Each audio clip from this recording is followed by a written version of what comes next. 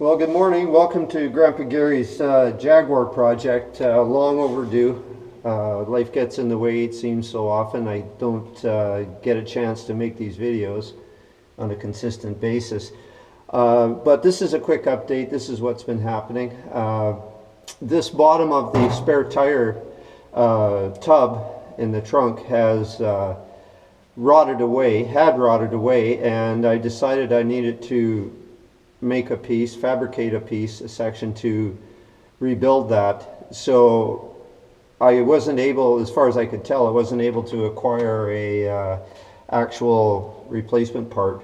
So I fabricated my own using a small section of 5-inch diameter exhaust pipe from a semi-trailer truck, and I cut a section off, and then what I ended up doing is I took the center section here from the old piece that was left, and this piece, this threaded section in the center here was part of this, and it had rotted away, rusted out.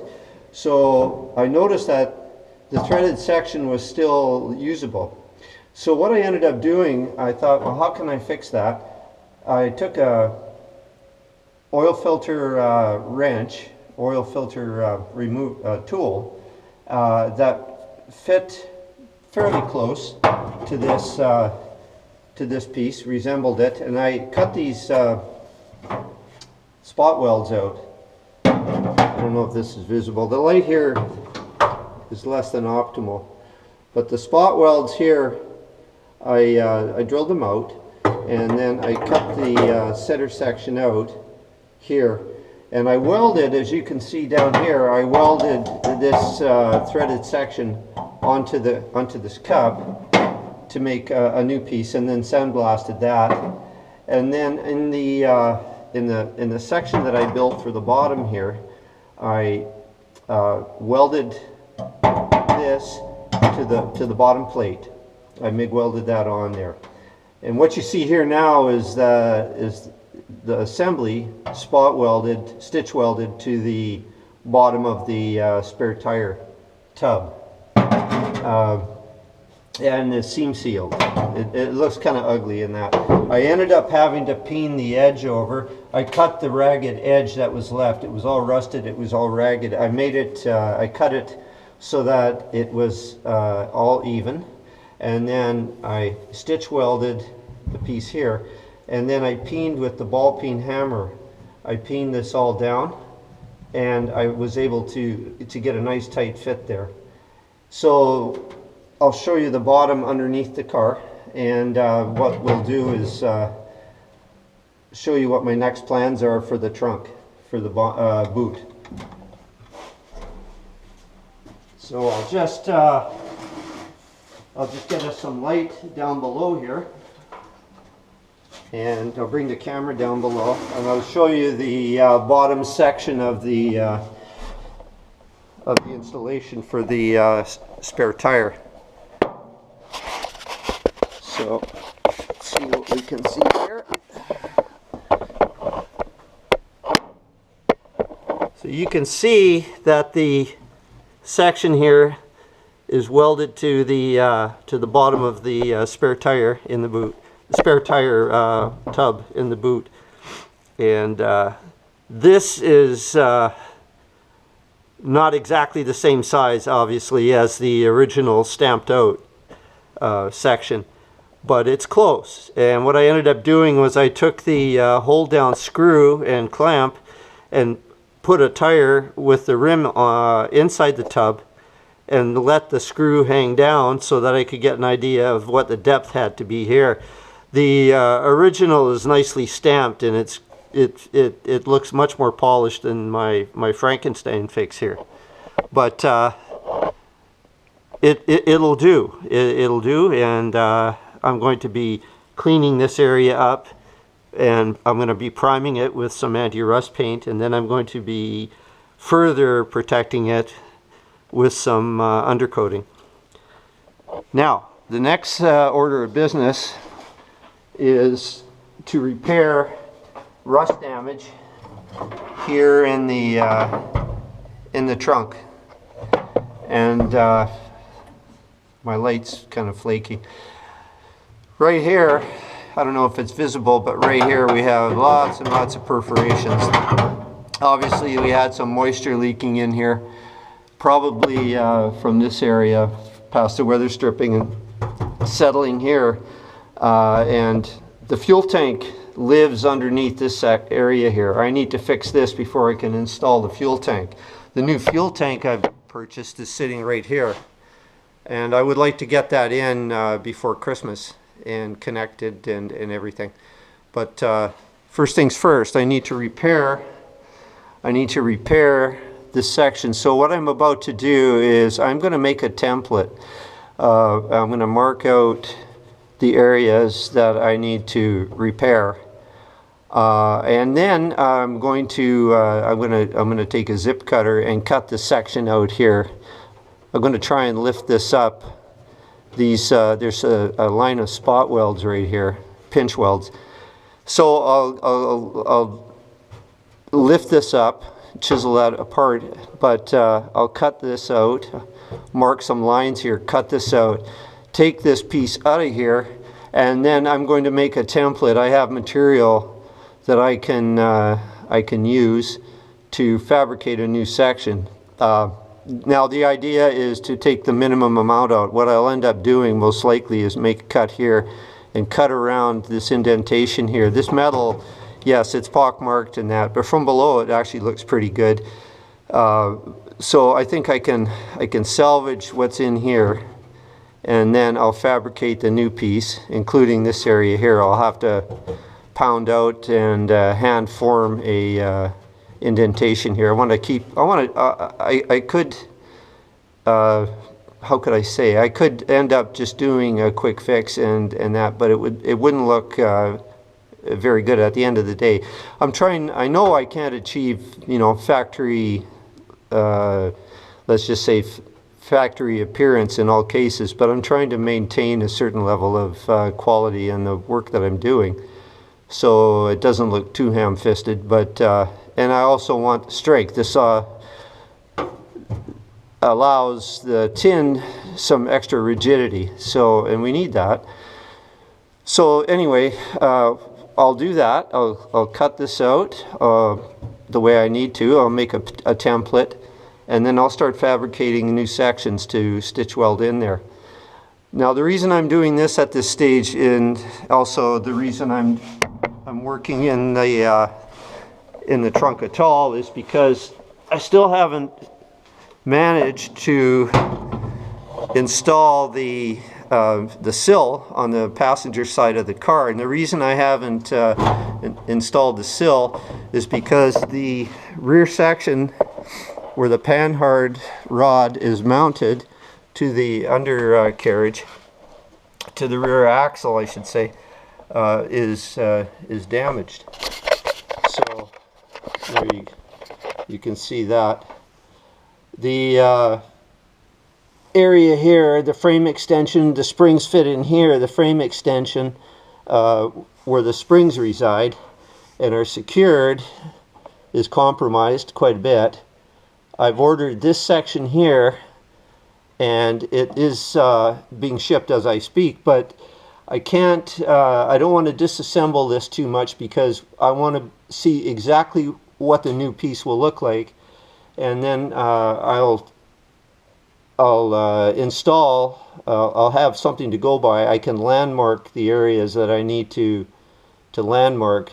If I start disassembling everything prematurely, then I want to know exactly where this needs to be mounted and how far in this needs to be mounted this way as well.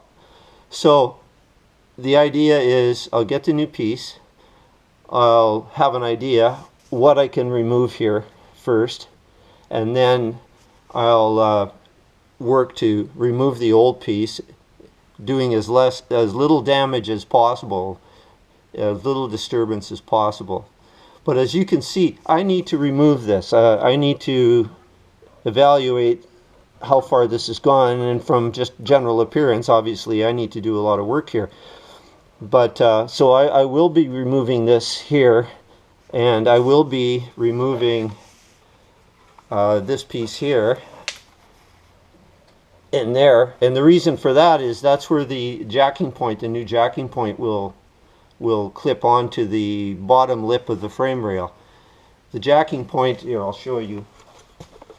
The jacking point will fit in here like so, but where exactly it needs to go, I'll know for sure when I get the new piece. I have the braces, the new brace pieces that fit in here, ready to be painted. After I'll install them first. They fit. I don't know why I'm having trouble here. Let's just see. Here we go. They fit in here. This fits underneath like that. Actually, it's not quite like that. It's a little bit more. Fits a little bit better. Let's just see. I'm trying to do this one-handed.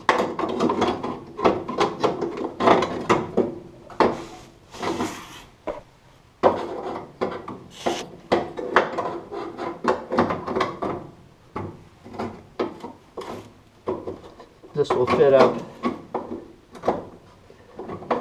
underneath here. The jacking point will fit in here. This all gets welded together. I can't seem to make it fit right now. I'll deal with that later. So that's what's happening. As well, I've noticed that the back rear section here of the inner fender well has been damaged here. And as well, I have corrosion and damage underneath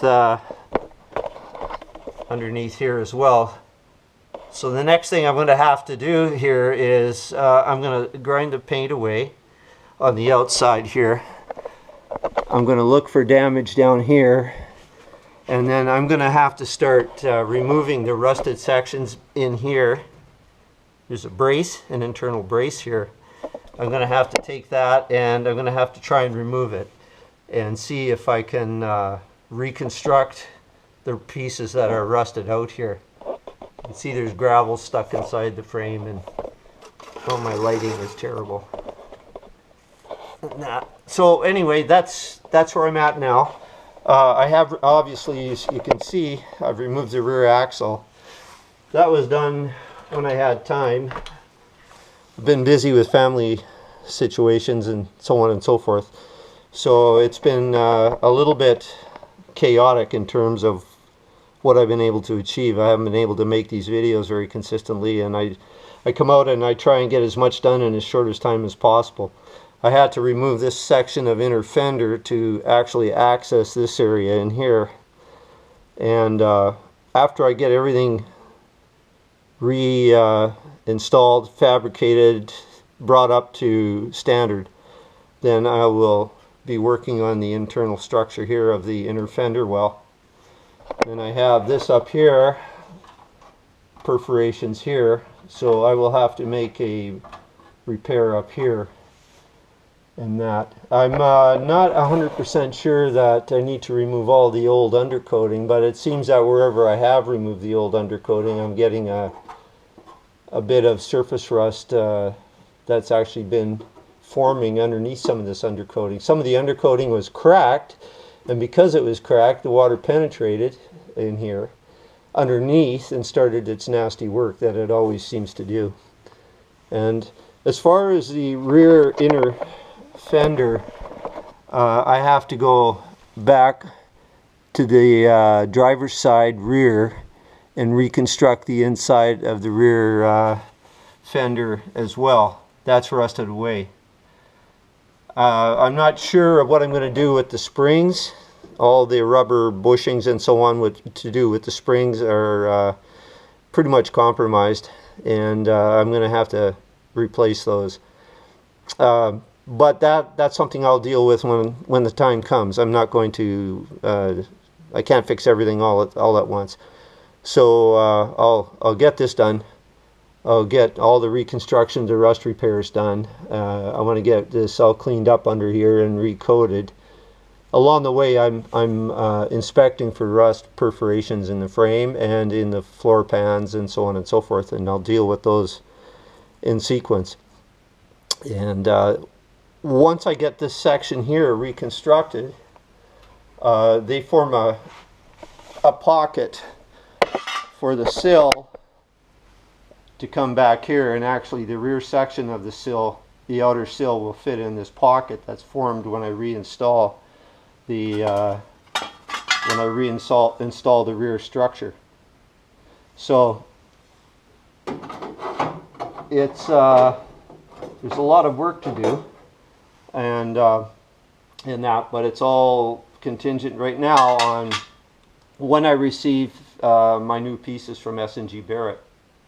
When that comes in, then I'll have a guide to show me how I need to repair the rear section of the frame here, and I'll be able to install the panhard holder, or the panhard frame section. And then I also have a new panhard rod coming because the old one was damaged while I was removing it, and I just thought it would be a good idea. That's an important piece of the structure at the rear. I need to keep that in good condition. It needs to be secure. It needs to be in a condition that I know is correct, so that my axle alignment is where it needs to be and won't change. So that's it for now. I'm going to stop the video here. I'm going to start working on that floor pan section in the boot and fabricating. So this area here is next, and then what I'll be doing is grinding out, or I'll getting rid of as much paint, scuffing as much paint as possible, looking for extra damage, anything that looks like a perforation, repairing what needs to be repaired, and then painting. And the plan is, I think I'm just going to use a rust paint after I clean up everything and scuff everything. I'm going to use a gray enamel rust paint, and I'm going to refinish the inside of this, and then it'll be good to go. I'll put clear coat over the paint when it's cured. Anyway, that's it for now. I'm going to sign off. I don't want to get too long-winded. Until next time.